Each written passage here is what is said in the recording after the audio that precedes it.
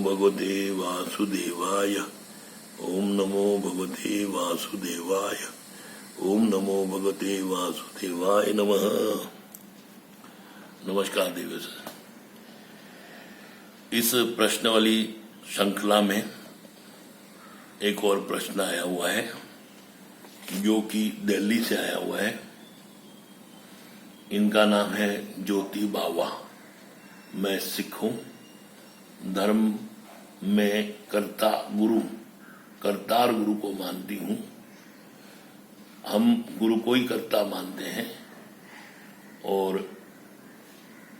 गुरु को ही अपना भगवान मानते हैं, क्योंकि गुरु ही भगवान दिखाता है। तो आप क्या कहते हैं इस विषय में? सिख धर्म से बावा, दिल्ली। ज्योति जी नमस्ते। आपको जो प्रश्न आपने किया है वो एक प्रश्न सब सिख लोग इसी तरीके से ही चलते हैं। उनका ये एक तरीके से धर्म है, गुरु की आज्ञा का पालन करना।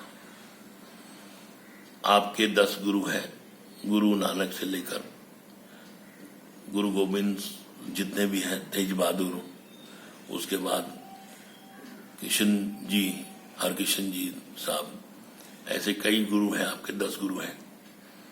उस 10 गुरुओं का अलग अलग ग्रंथ है, गुरु ग्रंथ साहब। उसी गुरु ग्रंथ साहब में आप आस्था रखते हो, उसे एक मंदिर की तरह सजाते हो, छत लगाते हो चांदी की, सोने की, उसे एक रेशमी कपड़े से ओढ़ते हो, उसमें चवर रखते हो, उसमें सजदा करते हो, आप पगड़ी बांधते हो, दुपट्टा रखते हो, रुमाल रखते हो, कड़ा पहनते हो, कच्छा पहनते हो, कृपान रखते हो। यह आपको सिख धर्म में इसकी पाबंदियां हैं। तो ये आपका सिख धर्म आया है, ये एक आक्रांताओं के निमित्त आया था। गुरु नानक साहब तो पूरी भारत भूमि में भ्रमण किया, जगन्नाथपुर गए, कश्मीर गए, इलाहाबाद गए, अयोध्या गए, प्रयागराज गए, यहाँ तक कि मक्का मदीना तक गए, क्योंकि उन्हें भगवान की खोज थी।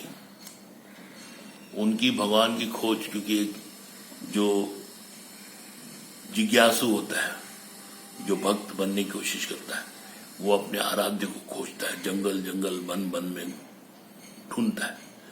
तो गुरु नानक साहब ने वही किया जो हमारे ऋषि मुनियों ने किया। जंगल जंगल में रहकर, कुटिया बनाकर, फीकी रोटी खाई, पानी के साथ रोटी खाई, गरीब के घर गए, अमीर के घर गए, सबके मन में बस गए। उनके द्वारा जो लिया हुआ नाम है एक ओमकार। ओमकार निरंकार ब्रह्म। ओमकार मतलब निरंकार ब्रह्म।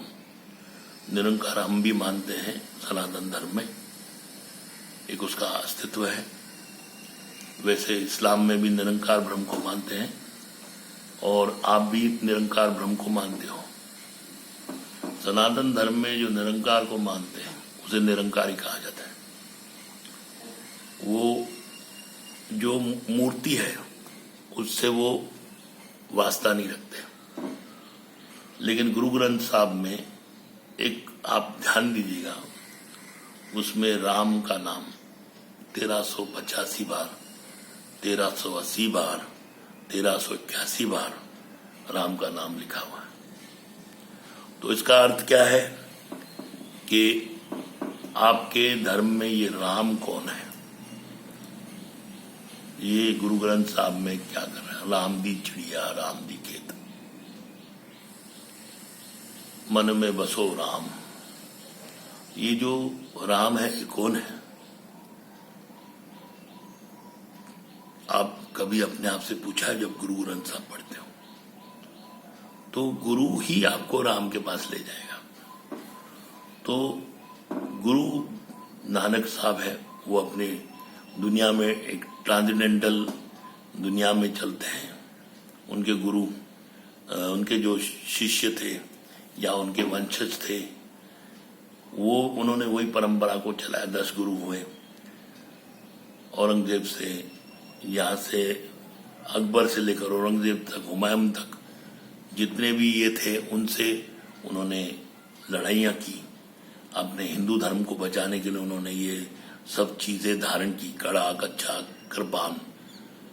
तो ये एक क्षत्रिय धर्म है और क्षत्रिय धर्म होने के कारण वो अपने आप को सिख कह दिए। अभी जैसे राजपूत में सिंह होते हैं तो इनमें भी सिंह हो गए। फिर गुरु नानक जी की इतनी कृपा हुई, उन्होंने गुज्जरों को भी इसके सिख धर्म में ले लिया, लंबाने को ले लिया और उनको ले लिया, दूसरे लोगों को ले लिया। सब पर उन्होंने कृपा की। सबको बोलते थे राम, राम को मानो, राम परब्रह्म है। तो निरंकार जो था, एक ओंकार निरंकार, वो जो उनका जो जब उन्होंने दीक्षा नहीं ली थी, अभी दीक्षा गुरु नानक साहब ने ली है, ये सुन के आप थोड़ा अचरज हो जाएंगे, क्योंकि गुरु नानक ने किससे दीक्षा ली थी? उनका आगे तो कोई गुरु है ही नहीं, लेकिन ये है। इसके लिए मैं बाद में बताऊंगा। जब मुझे कोई भी प्रामाणिक सिख, जो भी प्रामाणिक गुरु है, वो मुझसे पूछेगा, ज्ञानी जी पूछेंगे, तो मैं उसका आंसर दूंगा, आपको नहीं दूंगा। हरे कृष्ण।